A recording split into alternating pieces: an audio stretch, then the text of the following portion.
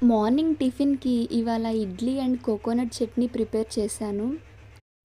ఇంకా ఆఫ్టర్‌నూన్ లంచ్‌లోకి గోంగూర పలావ్ ప్రిపేర్ చేశాను.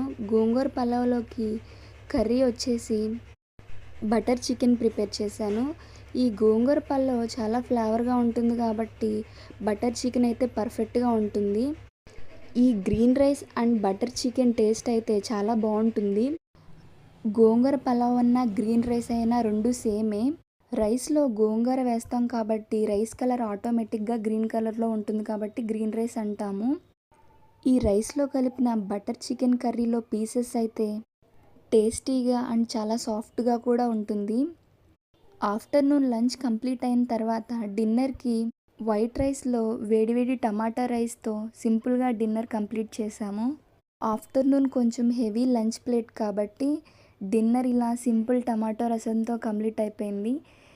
వీడియోని లైక్ చేయండి. ఇప్పటి వరకు చూసినందుకు థ్యాంక్ యూ సో మచ్. ఖచ్చితంగా థంబ్ మీద క్లిక్ చేయండి. Thank you for watching once again.